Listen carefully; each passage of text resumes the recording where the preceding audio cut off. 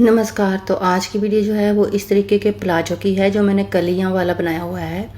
कपड़ा कम था इसलिए मैंने बेल्ट किसी और कलर की लगा दी है। आप सेम कलर का बेल्ट भी लगाना। तो मेरे पास सिर्फ 2 मीटर कपड़ा था। आपको अगर 37 लेंथ में बनाना है तो आप 2.25 मीटर लोगे, क्योंकि चौड़ाई में बिल्कुल भी कपड़ा नहीं बचता है। तो ये 4 फोल्ड करके मैंने रखा हुआ है। पहले लंबाई की साइड में डबल फोल्ड किया, फिर चौड़ाई की साइड में 4 फोल्ड कर लिया। बन साइड जो है वो मेरी साइड है। इसकी टोटल जो अर्ज था वो 43 था। ठीक है, तो लंबाई मुझे 37 इंच चाहिए, तो ये 39 इंच है। तो मैंने पूरा ले लिया है 39 का 39, क्योंकि नीचे हमारा फोल्ड होगा, ऊपर बेल्ट वगैरह जुड़ेगी, तो पूरा हमारा एडजस्ट हो जाएगा। तो 3 इंच मैंने एक्स्ट्रा लिया है। ठीक है, तो यहाँ पर 4 इंच का निशान लगाया है। बन साइड है मेरी साइड, और यहाँ पर लंबाई जो है इसकी वो मैंने 11 इंच रखी है, जो हमारी थाई तक आएगी। थाई अगर ऊपर आपने 9 इंच से 11 इंच तक आप रख सकते हो। यहाँ तक की कली 11 इंच तक की कली तो सीधी रहेगी, उसके आगे हमने इसको ए शेप में देना है। तो यहाँ तक की सीधी आ गई। उसके आगे हमने नीचे तक इसको 8 इंच की चौड़ाई ली है।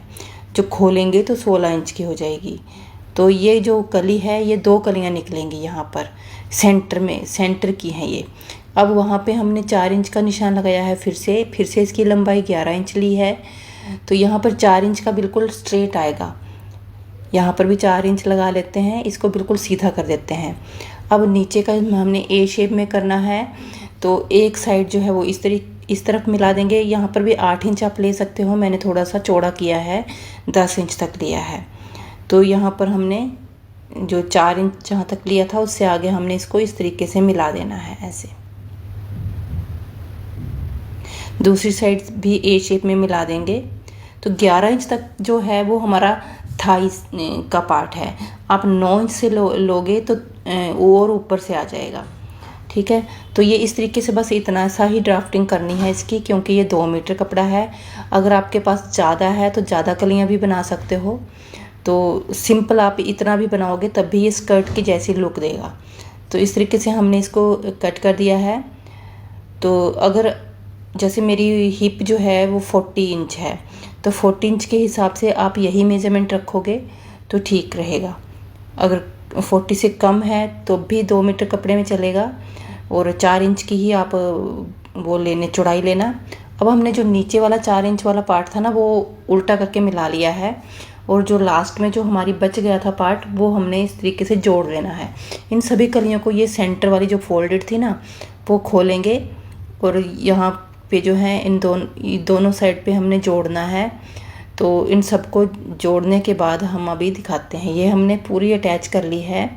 तो सेंटर वाली कली जो है वो चौड़ी रहेगी, बाकी इसके आगे पतली वाली है, उसके आगे फिर से चौड़ी है। तो इस तरीके से आ जाएगा। इसको डबल फोल्ड करेंगे, बिल्कुल सेंटर में डबल फोल्ड करना है।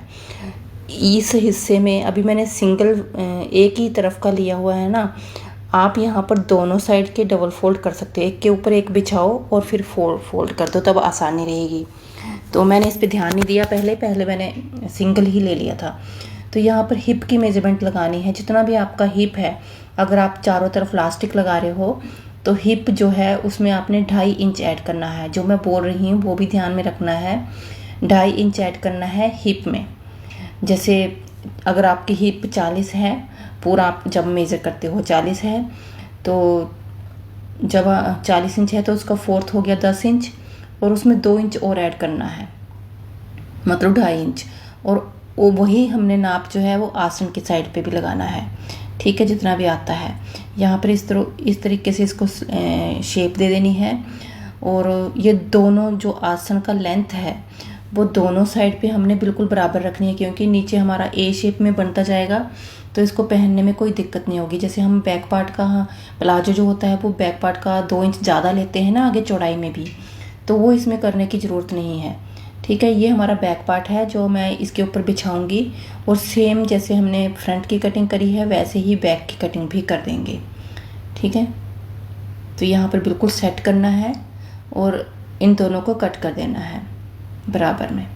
और यहाँ पर हमने फ्रंट पार्ट के लिए जो हमारा आसन का डाउन करना है वो हमने 2 इंच करना है, सिर्फ वही करना है। हमने चौड़ाई में इसमें नहीं लेना है एक्स्ट्रा जो है।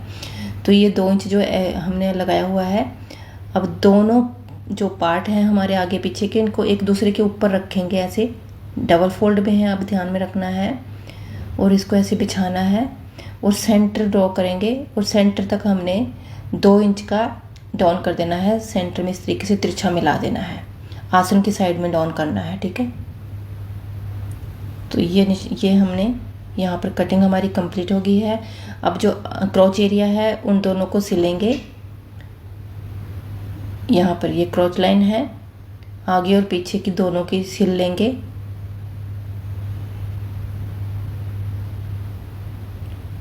यहाँ पर ये सिलाई हो गया है, दूसरी साइड का भी हम सिल लेते हैं।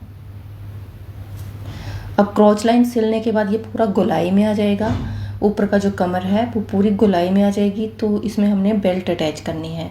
तो ये कपड़ा मेरे पास पूरा 2 मीटर था, तो इसमें हमारी बेल्ट के लिए कपड़ा नहीं बचा है, तो मैं इसमें मैचिंग कपड़ा लगा रही हूँ बेल्ट का। तो इसकी ये बेल्ट की जो चौड़ाई है वो मैंने 3.5 इंच रखी है, क्योंकि कुछ सिलाई में जाएगा और हमारा 1 इंच का इसमें इलास्टिक आने वाला है।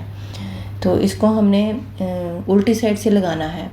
कहीं से भी आप स्टार्ट कर दो इसको, थोड़ा सा गैप छोड़ेंगे 1 इंच के करीब, वहाँ से 1 इंच हमने छोड़ना है। उसके बाद हमने सिलाई लगाना स्टार्ट करना है। तो ये मैं जो हमारी प्लाजो का जो है उल्टी साइड है, उल्टी साइड से लगा रहे हैं। तो इसको पूरा घुमाकर हम लगा लेंगे सिलाई। अब इसको बंद भी कैसे करना है वो भी आप ध्यान से देखना। अब ये हमारा लास्ट पॉइंट आ गया है। यहाँ पर हमने इन दोनों पट्टियों को रखना है, निशान लगा लेंगे सिलाई के लिए। ये सिलाई वाला निशान है, इसके मार्जिन रखते हुए कट करेंगे। अब हमने सिलाई वाले निशान के ऊपर दोनों को सिल लेना है। पहले ऐसे उठाएंगे, सिलाई छोड़ दी मैंने यहाँ पर, और यहाँ पर सिलाई लगा ली सिर्फ बेल्ट के ऊपर।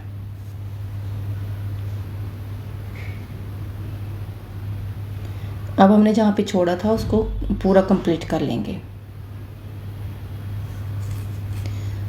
यहाँ तक हमारा कंप्लीट हो गया है। अब हमने इसको सीधी साइड के लिए पलटना है, तो ये एक्स्ट्रा आएगा ऊपर की साइड पे। तो यहाँ पर सीधी साइड के लिए पलटा है, तो जो सिलाई हमने अटैच करने के लिए लगाई थी ना, उसी सिलाई के ऊपर ये वाली सिलाई आने वाली है।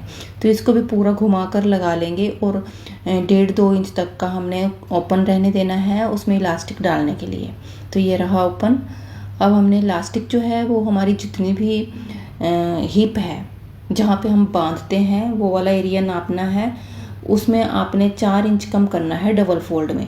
अगर आप सिंगल में उसको मेज़र कर रहे हो तो 8 इंच कम करना है, और डबल में कर रहे हो तो 4 इंच कम करना है। और इसको हम जैसे नाड़ा वगैरह डालते हैं वैसे ही इसको डाल लेना है। और यहाँ पर दोनों को सिलाई लगा देंगे, एक दूसरे के ऊपर आधा इंच के करीब एक दूसरे के ऊपर रखना है और इस पर सिलाई लगा देनी है। अच्छे से पक्का कर लेना है। अब इसको थोड़ा सा स्ट्रेच करेंगे तो ये अंदर चला जाएगा, और जहाँ पे हमने सिलाई छोड़ी थी इलास्टिक डालने के लिए वहाँ पे हमने कंप्लीट कर लेनी है। और इलास्टिक के ऊपर हमने सिलाई लगानी है सेंटर में, बिल्कुल थोड़ा सा स्ट्रेच करते हुए लगानी है। यहाँ पर मैंने सिलाई भी लगा ली है। अब हमने नीचे का जो पोंचा है वो फोल्ड करना है, और जो हमारी फिटिंग वाली सिलाई है वो लगानी है। तो मैंने पहले यहाँ पर फिटिंग वाली सिलाई लगाई है। फिटिंग वाली सिलाई जो है वो डबल आप लगा लेना यहाँ पर।